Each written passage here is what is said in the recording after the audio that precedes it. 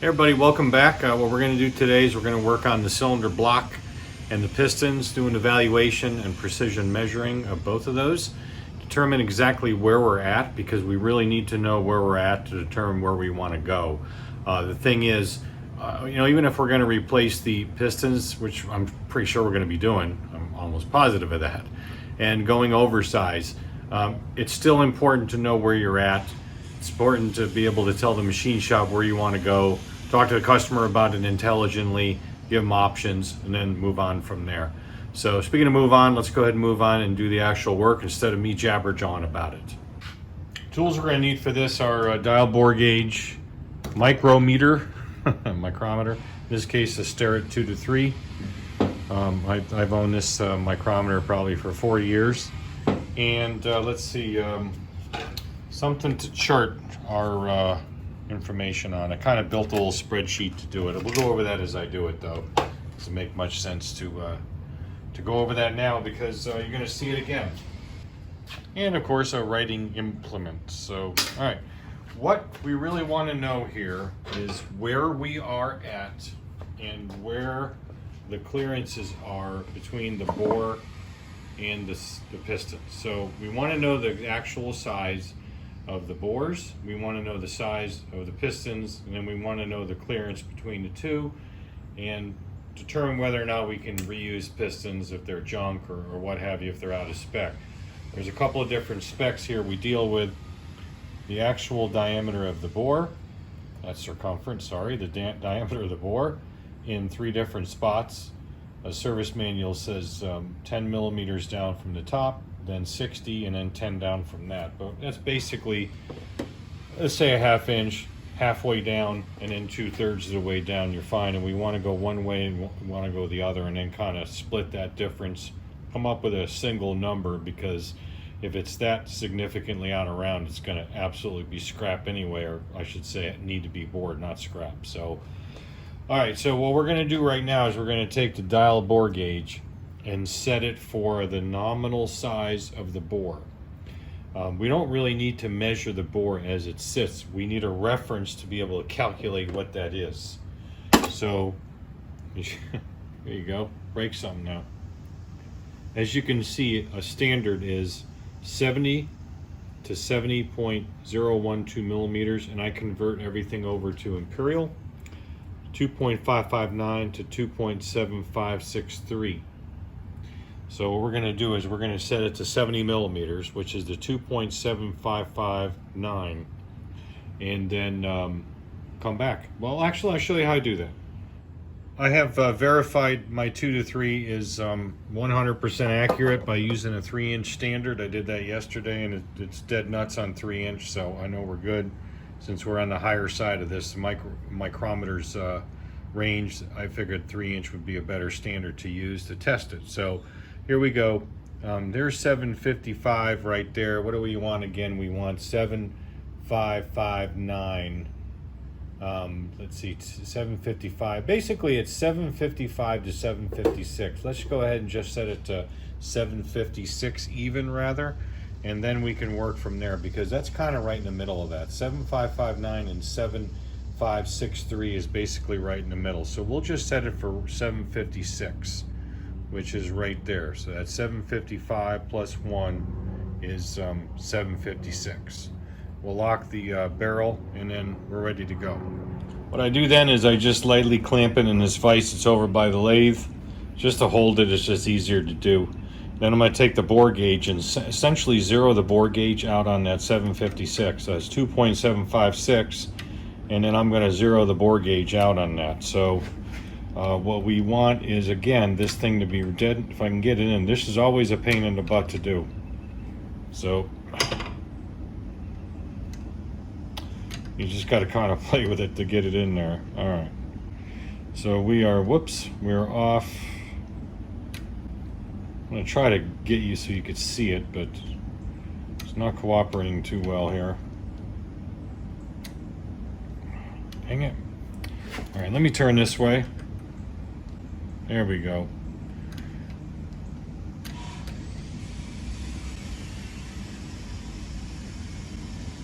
All right, so we're Couple thousandths off to that side. Just keep adjusting until we get it.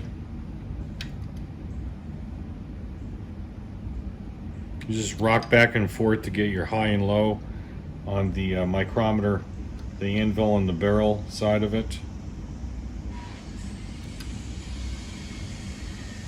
And then once you get that, there we go. 756 on the nose. All right. And we don't really need the mic now for anything. We can just go right to measuring and then just do some calculations. All right, so what we're going to do is we're going to mic up or measure up number 1, 2, 3, 4 in that order. This is the front of the cylinder block, so this is 1, 2, 3, 4 because it's always left to right when you're looking at the front of the bike. So 1, 2, 3, 4. So remember, I have this set for 2.756 on the nose, and that's essentially right in the middle of the standard. So how this works is when you're using a dial bore gauge, assuming that this was at 2.756, it would come right to 0. So it's either going to be on one side of 0 or the other, right? So if it's on the big side of 0, which it is here, because if we push on this further, it would go to the other side. Okay, it would go to the other side, and that would be on the small side. But we're going to be going on the big. It's going to be going on the big side naturally because there's wear. So we have to do is we have to take whatever we read here and simply add it to that 2.756, and then we know what that number is, what the bore diameter is. So at this point, we're going to be looking at about 2.5 thousandths. So 2.756, 57, 58. So we'll go 2.758 and a half. So we went that way.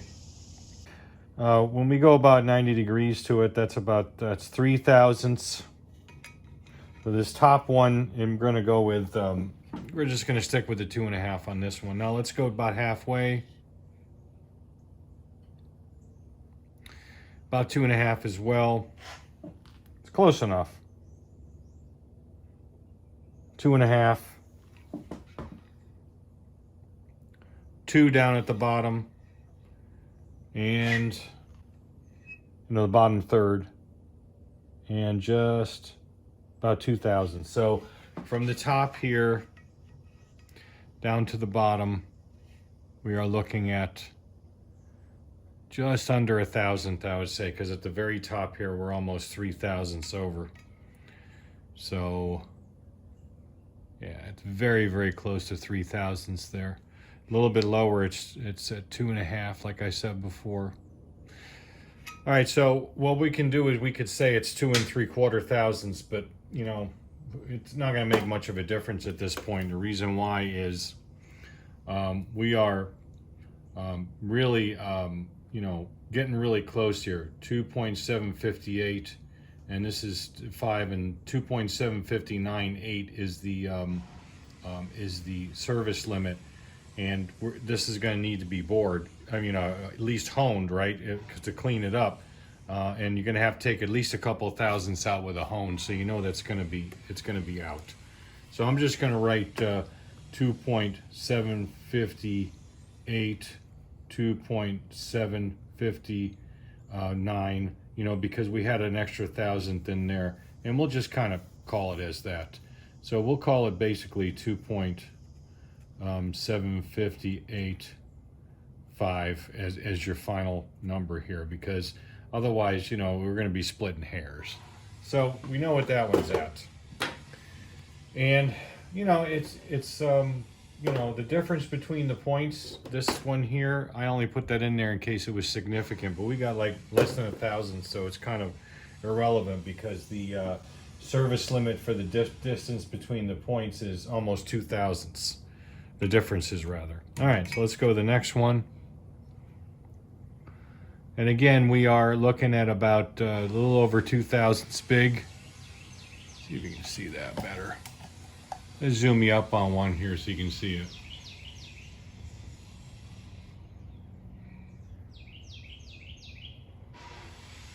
All right, so we're going to start at the top. This is a little bit better. A little over 2 thousandths. We'll say 2.5 thousandths as well.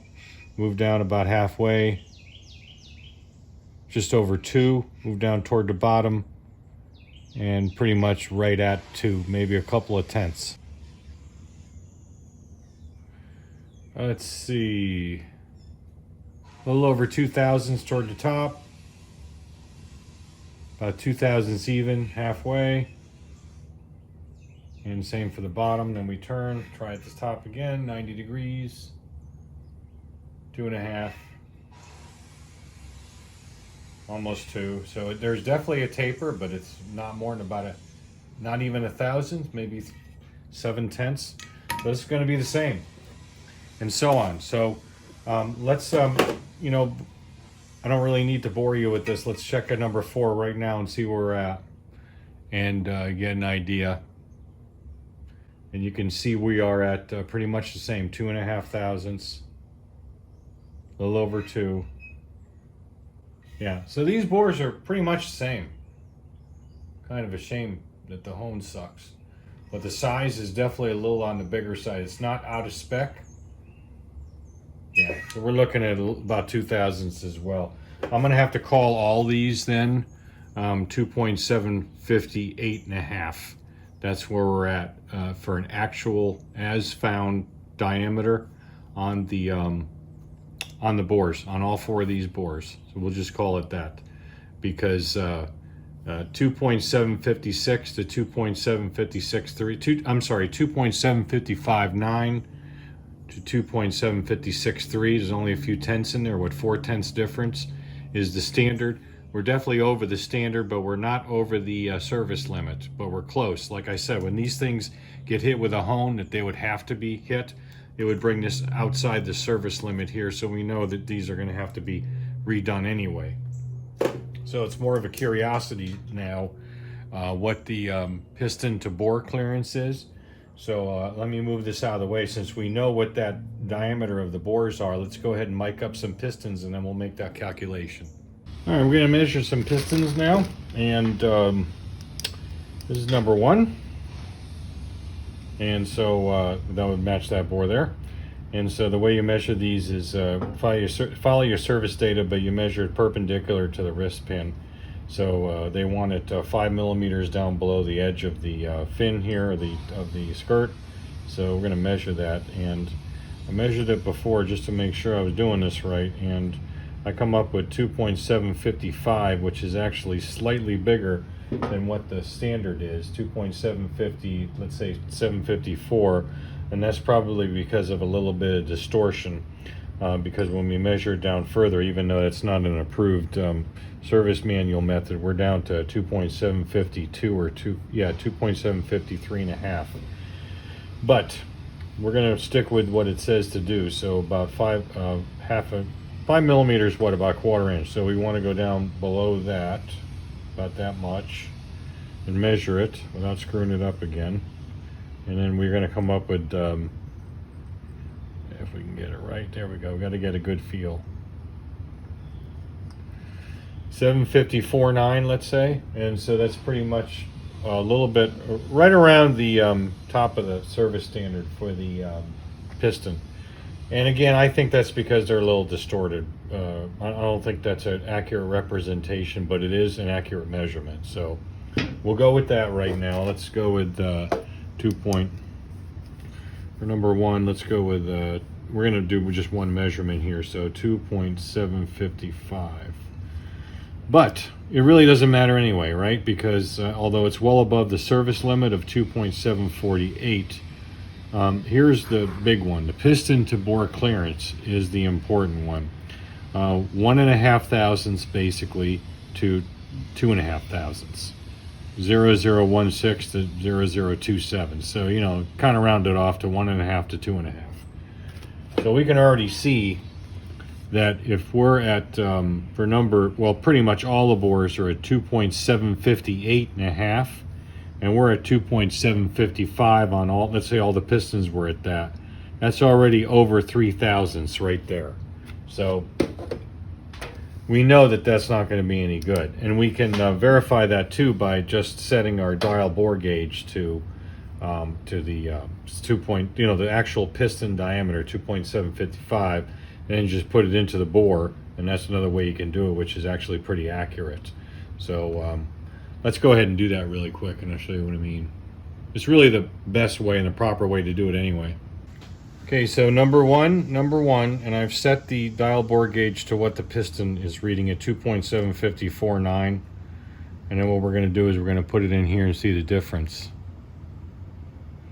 Now, if you, yeah, if you look at the difference there, it's like I said, about 3.5 thousandths according to this. Let me get you up here where you can see it. This is really the best way to do it. So you set your dial bore gauge to the piston, to what the piston is existing at in this particular space-time continuum, and then you measure it to the bore. And right there we're like at 3.5 thousandths, a little over 3.5. That is a little over 3 and a little over 3. So we can already tell right off the bat, and our math was pretty close to that as well.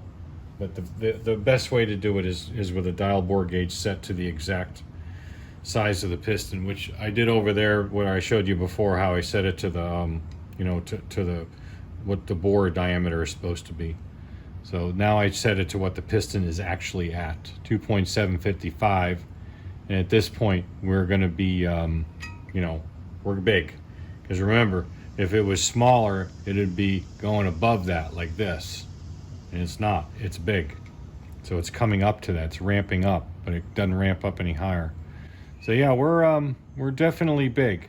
So that tells us right there, we're not gonna reuse these, and we're gonna have to go slightly oversized on the bores and the pistons. And I knew that anyway from measuring it really quick yesterday, but I just wanted to kind of put a quick video up on that and show you what I meant. So yeah, that kind of just tells us what we already pretty much knew. That the bores are worn, the pistons are worn, although the standard, it mics up to the standard, but again, I don't believe necessarily that these are at that exact size, but it could be. But the bores are the thing that's worn, and so since they're big and we set the dial bore gauge to the actual size of the piston, what we do is just put it in here.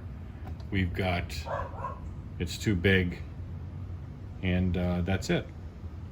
So now we know what we need to do. Now we'll have to document all this so we can talk to the customer, and then talk to the machine shop also. I just did number 4, and that one's pretty much at the same 2.755. And if you go to the top here, man, that's like 4 thousandths clearance. So yeah, that's absolutely no good. And that could be from the way that it was honed. I mean, it was honed very poorly. And not honed properly. So yeah, there's some problems here. 3 to 4 thousand unacceptable.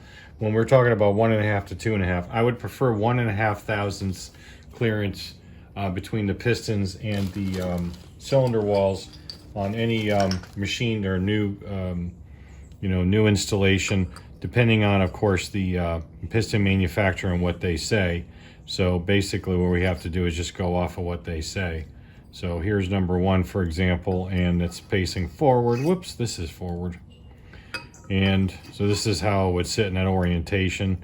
And so the clearance is just too big. So yeah, all right, so that's how you do it. It's pretty simple, but you need some basic measuring tools and some skill with a micrometer to do that. But micrometers are easy to learn. They're a piece of cake.